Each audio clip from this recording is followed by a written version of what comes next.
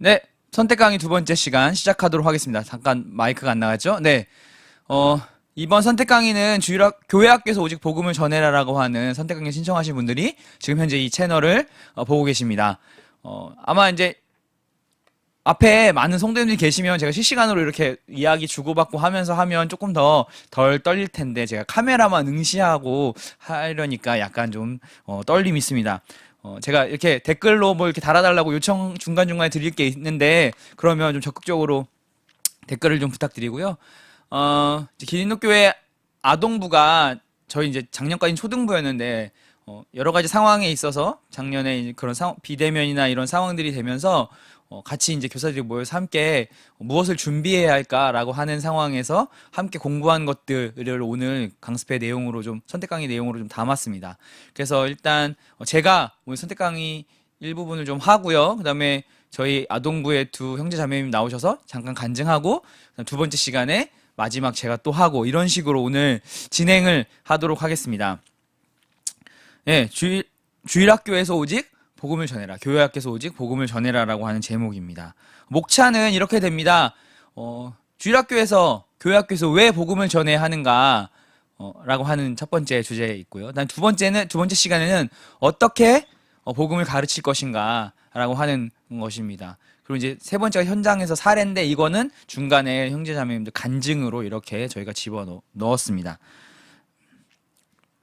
들어가기에 앞서서 본 내용은 지금 화면에서 여러분 보시는 이 주일학교에서 오직 복음을 전해라 잭 클럼펜하우어라고 하는 작가가 쓴 이 책이 의 내용입니다. 저희들이 작년 한 해 동안 이 책을 교사들이 같이 공부하고 내용을 나누고 그 다음에 기린노교회 초등부 안에서 운영하는 방안들을 이 책에서 이야기하는 것대로 적용하고 그렇게 좀 진행을 했습니다. 그래서 이 내용들이 어떻게 적용됐고 했는지를 좀 이따 같이 한번 이야기해 보도록 하겠습니다. 그러니까 달리 보면 이 책 소개가 될 수도 있겠고요. 네, 그렇습니다. 주제 선정인데요. 작년에 우리 모두 다 겪었지만 사상 처음으로 이제 교회 학교가 2단계 올라오면서 중단되기도 했고, 그래서 아마 작은 교회들 온라인이 준비되지 않은 교회들은 주일학교로 교회를 모이지 못하는 경우도 있었고, 저희 같은 경우도 모이지 못하는 시기에 처음에는 못 모이다가 이렇게 하면 안 되는데 이렇게 해서 이제 유튜브 방송으로 아이들하고 또 줌으로 아이들하고 주일학교 시간을 운영하기도 했었습니다. 하지만 뭐 다들 우리가 예상컨대 이렇게 이 코로나 바이러스라고 하는 게 올해 끝나는 게 아니라 얼마든지 더 많은 것들이 세상에 나올 것이고 그럼으로써 비대면 환경은 더욱더 조성될 것이라고 생각이 듭니다. 그런 환경 속에서 아이들이 특별히 또 이런 온라인에 많이 노출되어 있는 상황이 됩니다. 우리가 여러 번 뭐 강습회나 아니면 교회에서 단을 통해서 말씀 들으셨겠지만 이 대중문화 특히 온라인 환경에 노출되어 있는 아이들은 더군다나 더 예전의 아이들보다 더 선생님과 소통하기도 쉽지 않고 그 다음에 자기만의 세상에 빠져 있는 친구들도 많고요. 요즘 아이들의 첫 번째 원하는 것이 크리에이터가 되는 것이니까요. 그래서 그런 다음 세대 아이들을 위해서 우리가 어떻게 해야 되지? 라고 하는 생각 속에서 이 주일학교에서 복음을 전해라 라고 하는 책을 만나게 됐고, 저희들이 가장 기본으로 돌아가서 복음이 무엇인지, 복음을 어떻게 아이들에게 전해야 되는지를 한번 공부해보고 우리가 적용해보자 이렇게 이야기가 되었고, 이게 이제 이번에 선택 강의 주제로 정해졌습니다. 첫 번째인데요. 사무엘을 부르신 하나님, 아마 사무엘 이야기 아마 잘 아실 겁니다. 사무엘상 3장 1절에서 10절까지인데요. 아이 사무엘이 엘리 앞에서 여호와를 섬길 때에는 여호와의 말씀이 희귀하여 이상이 흔히 보이지 않았더라. 아이 사무엘이 이제 엘리 제사장과 함께 있는 시대고요. 사사시대 마지막이죠. 마지막 사사니까요. 그때는 하나님의 목소리가, 하나님의 음성이 이스라엘 백성들에게 잘 들리지 않을 때였습니다. 하나님께서 막으신 것이 아니라 이스라엘 백성들이 들을 준비가 되지 않았던 거죠. 죄악이 넘쳐나는 시기였고요. 그들이 왕을 구하는 시기였고, 제사장은 제사장의 역할을 하지 못하는 시기였습니다. 그런 상황 속에서 이 사무엘에게 하나님의 음성이 들리기 시작합니다. 10절, 여호와께서 임하여 서서 전과 같이 사무엘아 사무엘아 부르시는지라 사무엘이 이르되 말씀하옵소서 주의 종이 듣겠나이다. 이렇게 사무엘이 처음에 하나님 말씀을 듣고 엘리의 대제사장에 가서 절 부르셨나요? 아니 널 부르지 않았다. 다시 눕고 또 음성이 들리고 가서 묻고 다시 자리로 돌아오고 이런 과정들을 반복한 이후에 마지막에 엘리 대제사장이 사무엘에게 이것은 하나님께서 너를 부르시는 거다. 그 목소리가 또 들리면 말씀하옵소서 주의 종이 이렇게 말하라고 하는 내용이 이 사무엘을 부르신 하나님의 내용의 챕터입니다. 자, 이 이야기를 우리 아이들에게 전달할 때 이 본문을 통해서 우리가 아이들에게 전달할 수 있는 것은 무엇일까요? 제가 며칠 전에 이걸 이렇게 구글에 서치를 좀 했습니다. 그랬더니 가장 많이 나오는 본문이 아니라 내용의 주제는 무엇일까요? 혹시 생각나시면 여기 댓글에 한번 올려주시면 가장 먼저 정답을 올려주신 댓글을 올려주신 분에게 제가 상품을 보내드리겠습니다. 한번 올려주시면 좋겠습니다. 제가 5초만 기다리겠습니다. 5초만. 이게 딜레이가 좀 있으니까 5초. 2, 3, 4, 5. 네. 이게 딜레이가 좀 있으니까요. 네. 네. 아마도 하나님의 말씀을 잘 듣는 어린이, 경청하는 어린이, 우리 이렇게 아이들에게 전달하기 아주 쉬운, 아주 좋은 본문입니다. 내가 하나님의 말씀을 잘 듣겠습니다. 하나님의 말씀을 잘 들어서 하나님을 잘 순종하겠습니다. 우리 그렇게 다짐하고 결심하겠습니다. 이런 내용으로 본문이 전달되기에 많이 사용되는 본문입니다. 그런데요, 또 다른 측면으로 우리가 본문을 전달할 수도 있습니다. 어떤 본문, 어떻게 전달할 수 있을까요? 사무엘에 집중하는 것이 아니라 하나님께 집중하는 것입니다. 하나님께서 얼마나 사무엘을 부르시고자 하시는지. 하나님의 목소리가 너무나 평범했기 때문에 사무엘은 하나님의 목소리를 처음에 잘 알아듣지 못했습니다. 그리고 그렇게 사무엘을 부르시고자 했던 하나님의 그 갈망이 신약에 와서 예수님으로 성취되었습니다. 어떻게 알 수 있을까요? 히브리서 1장 1절에서 2절에 이런 말씀이 있습니다. 옛적의 선지자들을 통하여 여러 부분과 여러 모양으로 우리 조상들에게 말씀하신 하나님이 이 모든 날 마지막에는 이를 통하여 우리에게 아들을 통하여 우리에게 말씀하셨으니, 하나님이 부르신 음성, 하나님이 이 사무엘을 부르시고자 하는 음성, 이 평범한 음성이 신약의 마지막에 와서는 아들 예수님을 통해서 우리에게 말씀하신 것입니다. 앞에 경청을 잘하자, 하나님의 말씀에 경청을 잘해서 순종하는 어린이가 되자라고 하는 이 교훈과 뒤에 그것을 통해서 하나님이 어떤 것을 보여주시고자 하는 것과 신약 예수님이 그것을 어떻게 이루셨는지라고 하는 이 두 가지의 본문을 아이들에게 전달하는 것, 무엇이 더 필요할까요? 저는 이 이야기를 들으면서 이런 생각이 들었습니다. 제가 어렸을 때 저는 저희 부모님이 모임 안에서 구원 받으셨고 모임 안에서 결혼하셨고 흔히 얘기하는 모태신앙, 모임의 이제 1.5세대입니다. 그래서 어렸을 때부터 복음을 수없이 들었습니다. 그런데 구원 받았다고 했지만 실제 제 삶의 변화는 그리 크지 않았습니다. 그래서 혼란스러웠어요. 대단히. 내가 정말 구원받은 사람인가? 근데 나 왜 이렇게 살지? 내 삶을 돌아보면 나는 구원받지 않은 사람인 거예요. 좌절하고. 근데 저만 그런 것이 아니라 특히 우리 교회 성도 과정에서 자라는 아이들, 제가 어린이 캠프 같이 이렇게 사역해보면 그런 아이들 굉장히 많습니다.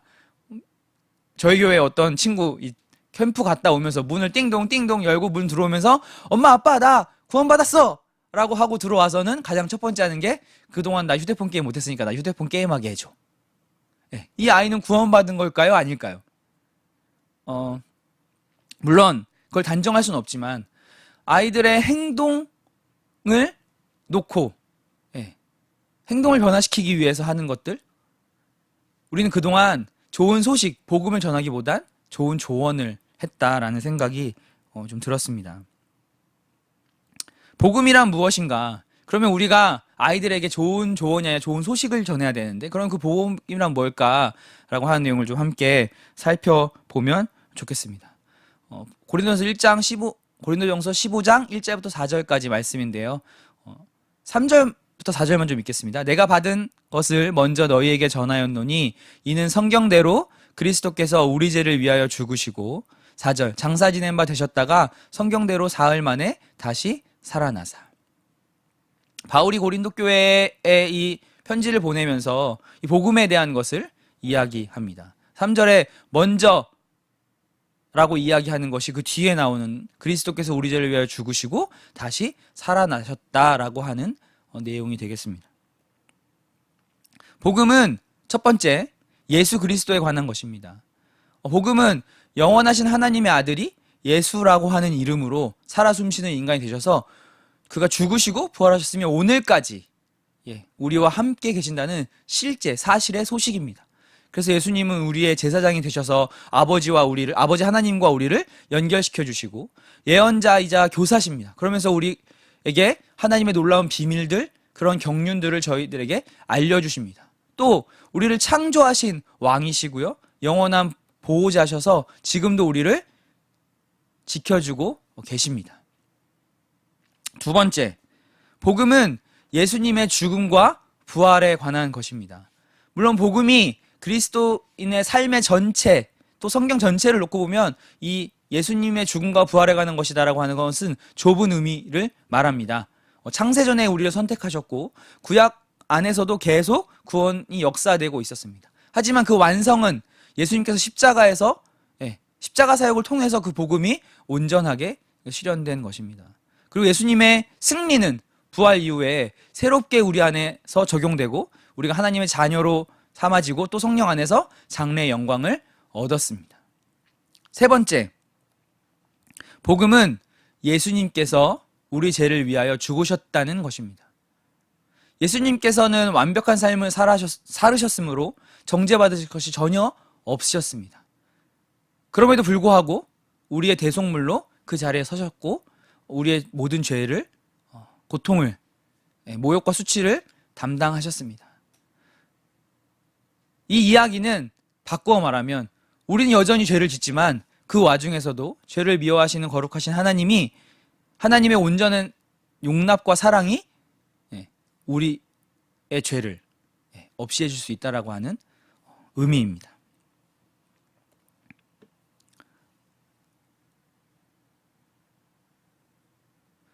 네, 그러면 첫 번째를 정리하면 좋은 소식과 좋은 조언, 어떤 것을 아이들에게 그동안 가르치셨나요?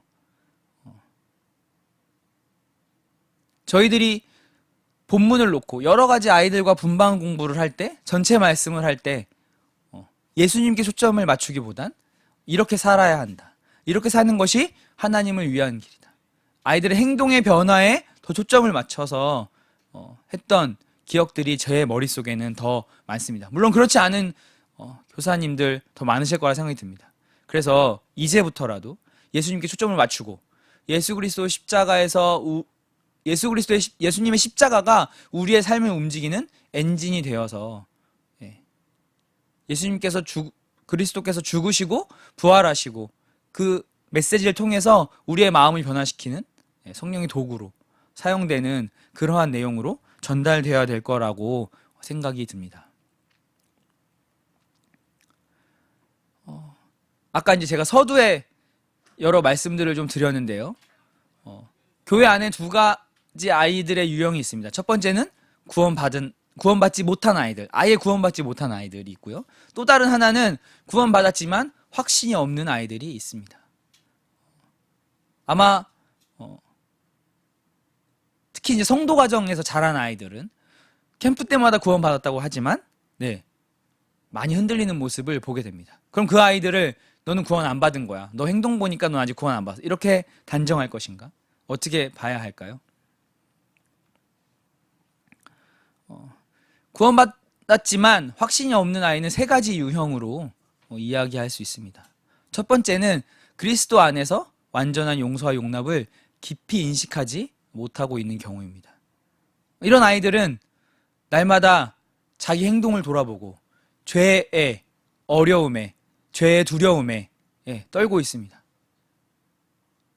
이런 아이들은 하나님을 깊이 사랑하기 어렵습니다. 두 번째요, 자기 죄를 깊이 인식하지 못하여 뻔뻔하고 감사할 줄 모르는 아이들입니다. 뭐 나 정도 살면 되지, 뭐 나 정도 살면 잘 사는 거 아니야? 내 행동이 이 정도면 괜찮아 라고 이야기하는 아이들입니다. 세 번째는 하나님께서 주시는 구원의 위대함을 온전히 인식하지 못하고 있는 아이들입니다. 하나님께서 우리의 죄를 어떻게 사해 주셨고 또 얼마나 깊은 계획을 우리의 삶 가운데 갖고 계신지 온전히 인식하지 못하고 있는 아이들입니다. 이 아이들도 하나님을 사랑하기 어렵습니다.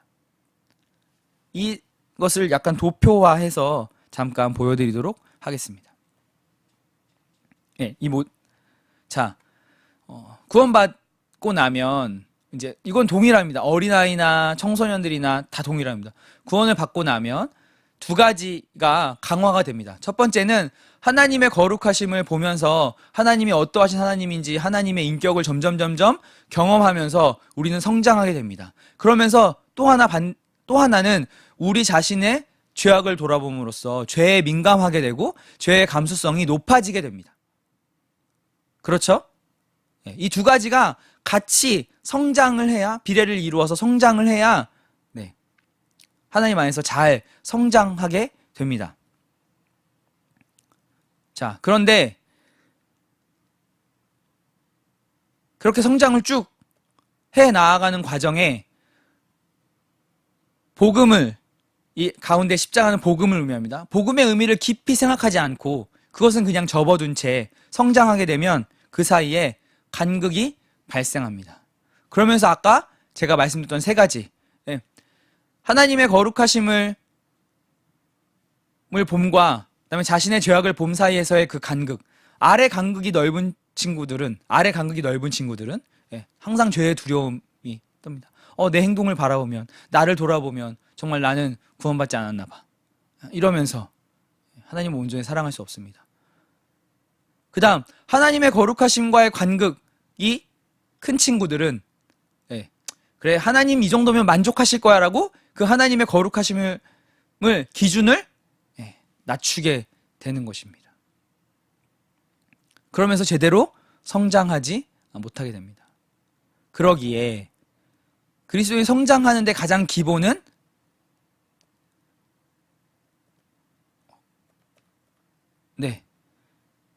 이 그리스도의 복음을 더욱더 깊이 깨닫고 체험하는 방법밖에는 없습니다. 그동안 한번 주일학교 분반하신 것들을 머릿속에 한번 상상해 보시면 좋겠습니다.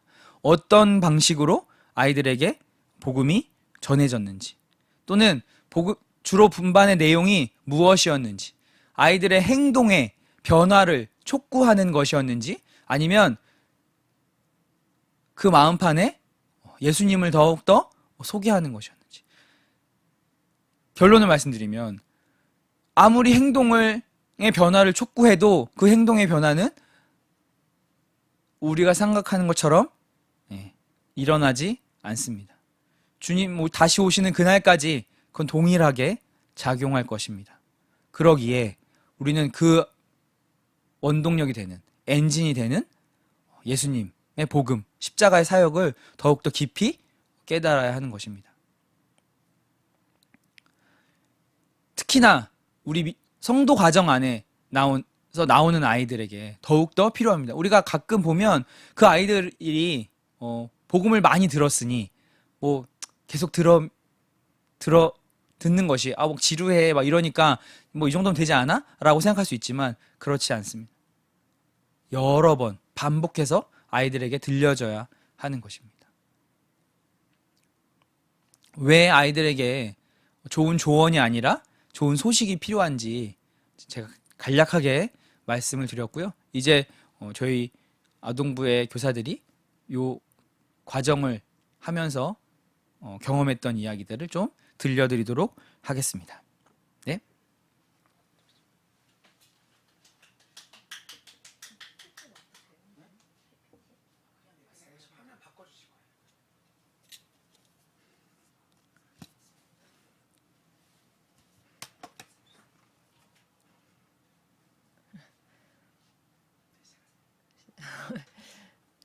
안녕하세요. 기린노교회 김현정 자매라고 합니다. 일단은 지금 상황이 제가 이렇게 카메라만 보고 말씀을 이렇게 여러분들한테 얘기한다는 게 굉장히 어색한 상황인데요. 지금 제 옆에 그 경환 형제가 계속 뛰어다니고 있어요. 너무 긴장이 돼가지고, 예, 일단, 오늘 제가 준비한 간증은 사실 간증이라기보다는 작년에 이제 코로나 상황으로 인해서 어, 아이들하고 같이 만나서 저희가 느꼈던 이 복음을 전하는 부분에 대해서 좀 많은 사례들이 있어야 하는데 비대면 상황이 좀 많았었고 또 처음에 계획했던 부분들을 적용하기가 어려운 부분들이 좀 많았어요. 그래서 저는 이제 오늘 간증하는 부분은 제가 이 책을 읽고 내가 앞으로 아이들에게 복음을 전할 때 어떻게 준비해야 하는가, 그거를 이제 크게 세 부분으로 전달하고 싶습니다. 일단 부족한 제가 이렇게 또 여러 성도님들에게 책을 읽은 소감을 얘기한다는 게 좀 부끄러운 부분도 있지만, 앞으로 이 책을 읽으실 교회학 교사 형제 자매님들께서도 같이 이런 점들을 느끼면서 제 간증을 들어주셨으면 좋겠습니다. 저는 이 책을 읽으면서 먼저 첫 번째로 아까 방금 그 문유한 형제님께서 설명해 주신 그 도표 있죠? 그 부분을 저도 제일 먼저 느끼게 되었는데요. 일단 내가 복음을 전하는 교사가 되기 위해서는 내 삶이 복음으로 가득 채워져야 한다는 걸 느끼게 됐습니다. 이 도표는 책에 3장에 나오는데요. 그 3장 챕터 제목이 복음의 날의 함정이라는 제목이에요. 그래서 복음의 우리가 특별한 날에 하는 복음 집회 때만 이 복음을 듣고 그래 그랬었지 하면서 감동을 받는데요.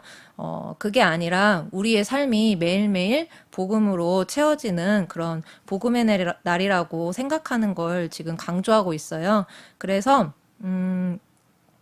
아까 그 도표에도 봤듯이 나의 죄악과 하나님의 거룩하심 사이에 복음으로 채워지면 내 그 마음 속에서 복음을 전할 수 있는 그런 마음이 샘솟기 때문에 그 복음으로 채워진다는 게 굉장히 중요하다는 걸 느끼게 되었거든요.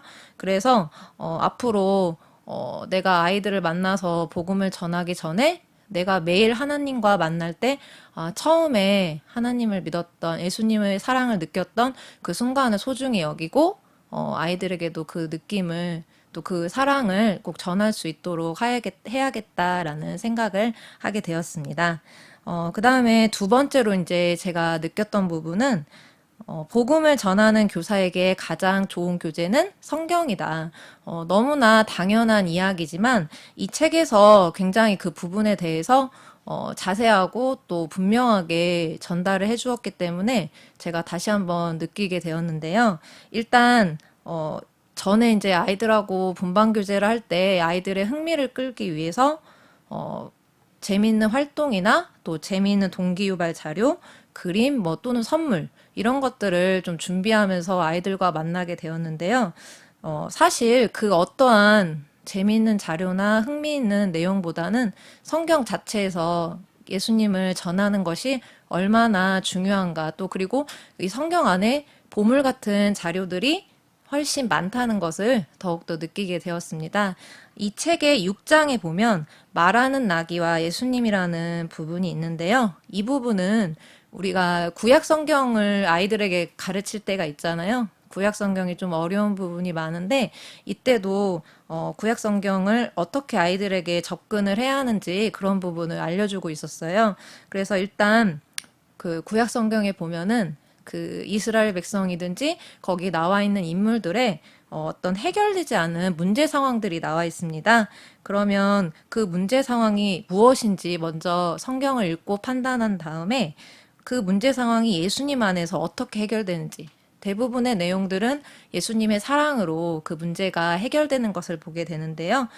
그 문제 상황을 예수님 안에서 어떻게 해결되는지 살펴보고 이제 그 해결되는 상황을 내 삶 속에서 신앙생활에 적용해보는 그런 세 가지 그 단계로 성경을 접근하라고 얘기하고 있고요.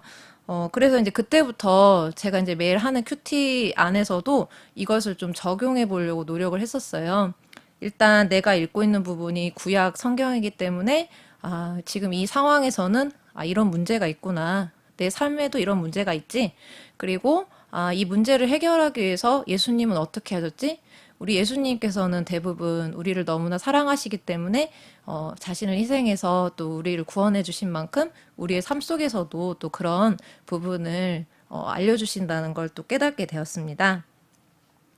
그래서 이제 그런 성장 과정을 내가 그냥 지식적으로 분반 시간에 아이들한테 전하는 게 아니라 정말 내가 큐티 시간에 느꼈던 거, 내 삶에 적용했던 거를 아이들에게 전해야겠다고 생각했고요. 그 다음에 이제 7장에서는 신약 성경을 가르칠 때는 어떻게 예수님을 전해야 하는지 또 복음의 접근 방법에서는 어떻게 해야 하는지 이렇게 설명이 되어 있는데요. 이 책의 7장의 제목에서 보면은 예수님께서 하신 그 신약에서의 그 행적들이 많이 나와 있는데요.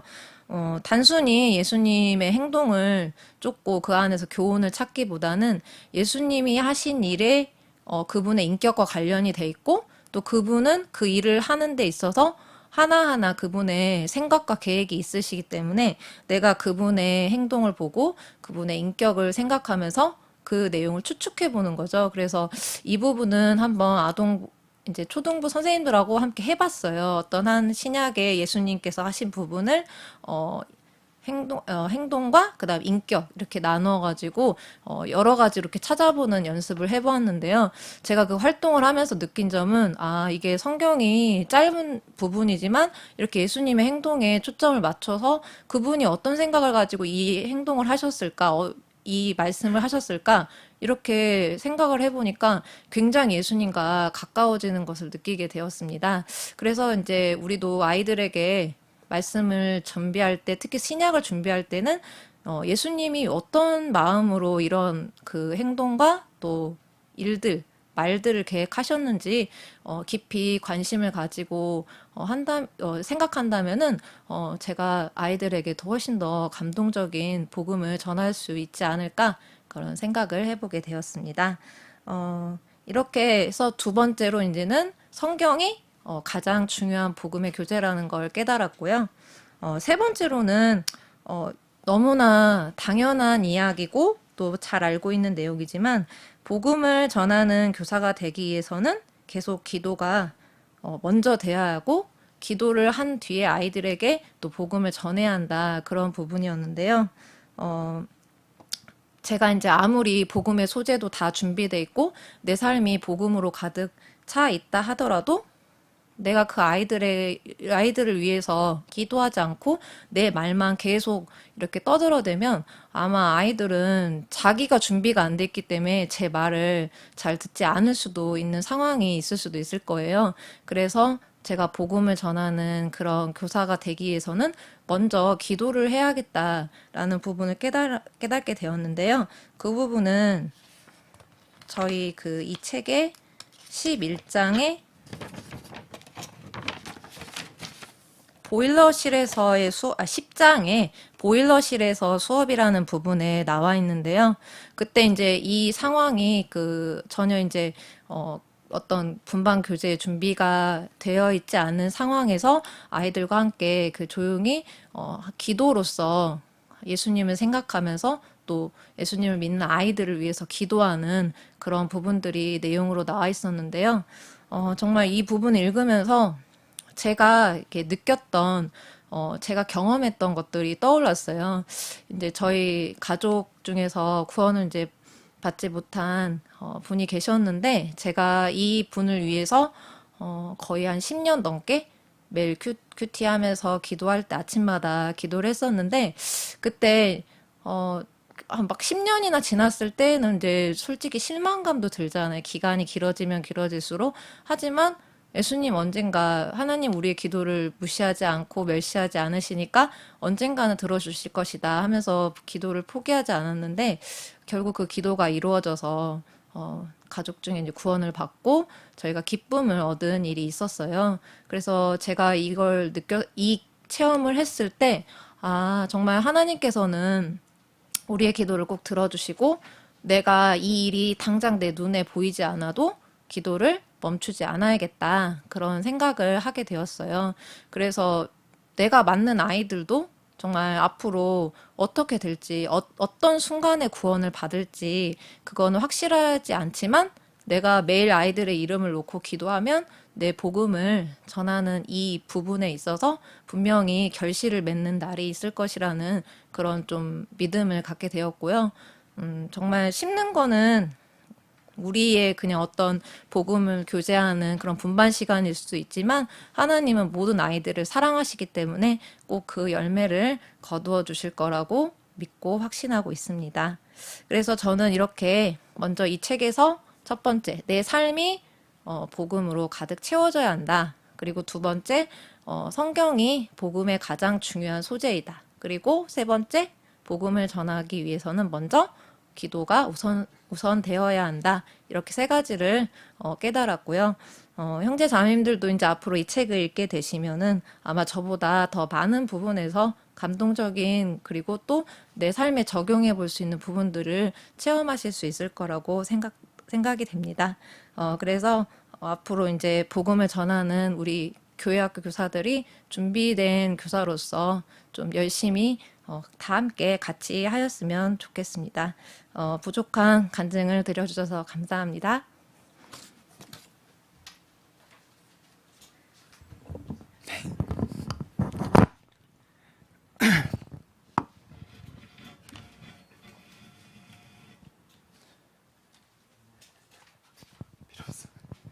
안녕하세요. 기린학교의 박경환 형제라고 합니다. 저는 이제 이어서 제가 느꼈던 책을 읽고 느꼈던 간증을 나누도록 하겠습니다. 저는 나누기 전에 제가 먼저 느꼈던 생각을 한 문장으로 표현해 봤는데요. 그것은 교회 안에서 예수 그리스도의 이야기를 가르치지 말고 예수 그리스도의 복음을 보여주자였습니다. 제가 왜 그런 생각을 가지게 되는지 먼저 앞에서는 어떤 생각이었고 어떤 일을 했었는지를 소개해 드리고자 합니다. 몸으로 제가 한번 뭔가 표현해 보려고 하거든요. 제가 원래 어떤 상태였는지 한번 맞춰보시기 바랍니다. 제가 총 4글자입니다. 정답은 4글자고 정답을 아시는 분들은 댓글로 달아주시면 감사하겠습니다. 저는 이 책을 읽기 전에 어떤 상황이었는지 첫 글자는 이거예요.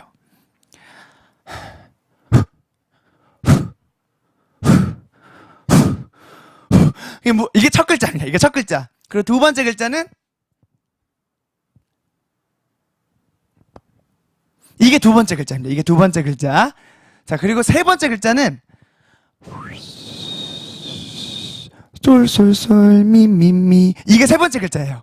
이게 세 번째 글자. 그리고 네 번째 글자는 유추해서 적어주셔야 돼요. 저도 한번 시청하게 해볼게요. 첫 번째 글자 두 번째 글자 세 번째 글자 솔솔솔 미미미. 네 번째 글자는 찍으셔야 됩니다. 혹시 아시겠나요? 저는 원래 이 상황이었어요. 이제 말씀을 드리도록 할게요. 저는 원래 심각한 매너리즘에 빠져 있었습니다. 어떤 매너리즘이었냐면 제가 4학년, 5학년, 6학년만 14년 동안 주일학교를 했었어요. 14년 동안. 그런데 아이들이 바뀌지 않는 모습에 저를 끊임없이 정죄하고 있었습니다. 제가 말씀을 열심히 가르쳤고 베드로의 삶을 가르치고 바울의 삶을 가르치고 뭐 때로는 구약의 아브라함의 삶을 가르치고 그런데 그 아이들은 들을 때는 그렇구나. 맞아요. 그렇게 해야겠어요. 라고 말을 하지만 돌아서면 문을 열고 나가면 너무나 그 아이들의 본연이 가지고 있는 죄의 모습을 갇혀있는 모습을 제가 보게 되었어요. 그러면서 저는 이걸 언제까지 이렇게 해야 이 아이들의 삶이 바뀔까? 그냥 시간이 해결해 주기를 기다리는 수밖에 없을까? 내가 전하는 것이 의미가 있나? 이런 생각에 좀 빠져 있었습니다. 그리고 그 정죄함은 저까지 왔어요. 내가 이 아브라함을 가르치는데 난 이렇게 살고 있나? 자, 우리 모두 믿음을 굳세게 하고 살아야 돼. 어떤 일이 있어도 흔들리면 안 돼. 라고 얘기를 하고 있는데 나는 그렇게 살고 있나? 저도 정죄가 되더라고요. 그렇게 하면서 아이들 앞에서 쓸 때마다 저를 계속해서 채찍질하기 시작했어요. 그래서 예를 들면 캠프에 가면 밥을 안 먹게 되고 주일학교 행사가 있는 날은 하루 종일 밥을 안 먹게 돼요. 왜냐하면 이 아이들에게 가르칠 내용들이 나도 못 살고 있고 이 아이들에게 제대로 알려주고자 하는 준비가 안 된 것 같은데 내가 이런 걸 먹을 자격이 있나? 그러면서 밥을 안 먹고 계속 부지런히 일만 하고 아이들이 볼 교구를 만들고 아이들이 이거 환경 구성을 통해서 좀 배울까 해가지고 환경을 꾸미고 그래도 불안한 거예요. 이 아이들이 이 말씀 듣고 과연 변화될까? 그런데 그렇게 하고 나서 아이들은 변하지 않는 그런 모습을 보게 되었어요. 뭐가 문제일까? 내가 정말 잘못인 걸까? 그리고 전 선배들을 다시 봤더니 저희 길리노교에 제가 가장 좋아하는 우리 교사 선배님 송영길 선생님이 계시죠. 송영길 선생님의 삶과 저를 비교했더니 다 내 죄 때문이구나. 교사가 되려면 저 정도로는 살아야겠구나라는 생각을 했어요. 그래서 송영길 선생님처럼 따라다니면서 여러 가지 캠프도 따라다니고 말씀 공부도 열심히 해보려고 했지만 기질적으로 안 되는 것 같아요. 그렇게 못 살겠더라고요. 막 한 달 동안 그 분반을 준비하고 계획하고 이렇게 못 하겠더라고요. 그러면서 저를 정지하게 됐어요. 소영기 선생님이 차라리 분반 선생님을 했다면 이 아이들이 변했을 텐데 내가 해가지고 이 모양이 됐구나. 난 죄인이야. 나는 자격이 없어. 그러면서 아이들 앞에 서는 것이 두려워지기도 하고 책임감 때문에 기쁘지가 않고 하나님이 주시는 사역을 하지만 그것을 기대하기보다는 저를 정죄하고 저를 비난하고 이것을 피하려고만 하는 저의 모습을 보게 되었어요. 근데 이 책을 읽고 나서 제가 왜 이렇게 됐는지 내가 어떤 것을 놓치고 있었는지를 다시 한번 생각해 볼 수 있는 계기가 되었습니다. 저는 성경 인물에 집중을 했었어요. 그 이유가 예수 그리스도를 전했지만 예수 그리스도가 우리에게 어떤 것을 전하고자 하는 것보다는 예수 그리스도께서 어떠한 삶을 사셨는지 바울이, 아브라함이, 이삭이, 요셉이, 야곱이 어떤 삶을 살았는지만 집중을 했었어요. 그래서 제가 분반의 이야기를 전했을 땐 아브라함의 이야기를 전한다면 아브라함의 강한 믿음, 이삭의 이야기를 전한다면 이삭의 굳건한 순종, 그리고 야곱을 한다면 하나님의 내가 비록은 착하진 않을지언정 하나님의 그런 복을 사모하는 이런 사모함, 요셉은 끝까지 감옥에서부터 인내하는 이런 인내하는 모습, 이런 걸 가르쳤어요. 근데 저도 그렇게 못 살았고 아이들도 그렇게 못 살았어요. 그럼 저는 어떤 카드를 꺼냈냐? 4가지의 카드를 꺼내더라고요. 책에 나와서 알려줬어요. 제가 쉽게 외우는 방법을 한번 해봤는데 자자 두 편이라고 합니다. 자자 두 편. 이게 무슨 뜻이냐? 첫 번째, 자부심으로 호소해요. 예를 들면 이미 아브라함이 이렇게 믿음해야 돼. 아브라함처럼 믿고 순종해야 돼. 이렇게 얘기하면 어떤 친구가 저 그런 적 있어요. 그러면 제가 어이구 너무 잘했네. 맞아, 그렇게 해야 돼.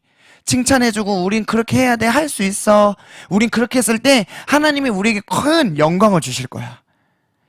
이렇게 얘기를 하면서 아이들에게 자부심을 줬어요. 근데 그 자부심은 곧 끝나더라고요. 그리고 오히려 그렇게 살지 못하는 친구들은 삶에 포기하게 돼요. 아브라함처럼 살기를 포기하게 돼요. 그러면서 나중에 이 아브라함 이야기가 반복될 때 잔소리가 되는 거죠. 그리고 또 하나의 나를 위한 거다. 자기 자신을 위한 거다라고 제가 말씀을 드렸어요. 아이들에게도. 어떻게 썼냐면 예를 들어서 이렇게 사는 게 인생에서 복을 받을 수 있는 방법이야. 아브라함처럼 내 믿음대로 이삭처럼 순종해야 결국 하나님의 복을 받을 수 있어. 너희들이 이 땅에서 잘 살고 싶니? 복을 얻고 싶니? 그럼 이렇게 살아야 돼. 그럼 이제 아이들은 저와 같은 길을 걷게 되더라고요. 내가 이렇게 마음이 깨지고 친구를 용서하지 못하는 것은 지금 나 때문에 그런 거야. 그럼 난 이제 불행하게 살겠지? 그래서 찬양 시간에 우리가 죄에 대해서 물어볼 때 맞아요. 그렇게 못 살았어요. 이런 표정의 아이들을 많이 보게 되더라고요. 그리고 제가 제일 잘했던 것은 바로 두려운 마음을 심어줘요. 이렇게 안 하면 너 어떻게 되겠어? 제가 찬양 시간에 막 찬양을 드리는데 장난치고 있었던 아이들이 있었어요. 그 친구들을 불러서 제가 뭐라고 했냐면 찬양 시간에 사탄은 어떤 모습일까? 친구들을 방해하겠지? 근데 방금 친구가 누굴 방해했지? 친구를 방해했어. 친구는 과연 누구와 같은 모습일까? 그렇다면 하나님이 보시기에 친구는 어떻게 보일까? 이렇게 얘기를 하고 있더라고요. 물론 그 말을 듣고 충격을 먹어서 일주일은 버텨요. 근데 2주가 되면 저는 또 정죄하게 됩니다. 또 두려움을 심어주게 되더라고요. 그리고 제가 또 하나 마지막은 그냥 교사가 편하게 넘어가자. 하다 보니까 이건 애들은 못할 것 같아. 그럼 적당히 전하고 재미있는 활동을 통해서 다음 주라도 좀 교회 다시 나올 수 있게끔, 다음 주에 좀 더 중요한 말씀을 전할 수 있게끔 그냥 편하게 넘어가게 하는 거예요. 이 네 가지를 제가 반복을 했었더라고요. 그러면 이것들을 안전하고 우리는 무엇을 전해야 되냐? 제가 이 책에서 읽어봤을 때 제가 깨닫게 된 것은 이렇게 살 수 있는 것은 사람의 능력으로 할 수 없다는 거였어요. 왜냐하면 그 수많은 성경 인물들, 베드로, 바울, 아브라함, 이삭, 야곱, 요셉은 다 각자의 하나님을 만났습니다. 그리고 그것이 정답이라고 생각하지 않을지언정 하나님이 이끄시는 대로 순종하면서 따라갔었어요. 그런데 이 아이들은 아직 하나님의 말씀보다는 저의 정죄함, 제가 주는 칭찬, 여기에 매여가지고 하려다 보니까 힘이 없는 거죠. 근본적인 힘이 없는 거예요. 이걸 이룰 수 있는. 그리고 다시 실패하고 전 또 정죄하고 칭찬하고 세워주고 그럼 또 정죄하고. 저도 그러고. 그 반복은 저도 마찬가지더라고요. 오늘은 아이들의 반응이 좋았어. 역시 내가 일주일을 거룩하게 살기 잘했어. 오늘 여기 반응이 안 좋았어. 혹시 내가 일주일 전에 무슨 죄를 지었나? 거기로부터 자유로워질 수 있다는 것을 깨닫게 되었습니다. 제가 무엇을 전하고 있었는지를 다시 한번 돌아보게 되었어요. 그래서 그 아이들의 마음 가운데 내가 줘야 되는 것은 바로 예수 그리스도가 어떻게 살았는지가 아니고 예수 그리스도가 우리에게 주신 복음이 무엇이고 그 복음의 능력이 무엇인지를 알려줘야겠다. 그래서 그 뒤로 저는 아이들과 고민하기로 결심했습니다. 우리가 받은 복음이 이것이고 우리를 사랑하시는 예수 그리스도의 능력이 이만큼이야. 그럼 우리는 어떤 기도를 해볼까? 하나님께 우리의 모습에 대해서 어떻게 기도해볼까? 그리고 이 예수 그리스도를 내가 확실하게 알게 된다면 나는 어떤 모습이 될까? 그걸 다 같이 기대해보자. 그리고 이것이 지금 말로만 듣기로는 조금은 너무 과연 그게 될까? 계속 우리가 똑같은 얘기를 전해야 되는 건가? 그럼 매주마다 예수 그리스도만 전해야 되는 건가? 성경에는 수많은 인물들이 있는데 이것을 어떻게 전할지는 저 이제 2교시 때 문유한 선생님께서 다시 한번 방법을 알려주시도록 할 거예요. 그리고 또 이 책을 한번 읽어보신다면 책 안에서 자세하게 교사들이 아이들과 어떻게 교제하면 좋을지 알려주고 있습니다. 그래서 저는 지금은 매너리즘을 벗어내고 새로운 소망을 가졌어요. 예수 그리스도를 바르게 보게 되는 교사가 그리고 그 교사를 만난 아이들이 어떠한 변화를 겪게 될지. 저도 아직은 이것을 많이 실천해볼 기회가 많지는 않았지만 이제는 앞으로 실천해보고자 합니다. 그리고 교사 선생님들도 함께 실천하면서 나중에 만나게 되었을 때 어떤 일들이 있었고 하나님이 어떻게 역사하셨는지 복음이 얼마나 능력이 있었는지를 함께 간증하면서 위로하는 저희들이 되기를 소망합니다. 이상으로 마치도록 하겠습니다. 그리고 이제 10분 쉬셨다가 다시 2교시 시작하도록 하겠습니다. 편하게 쉬십시오.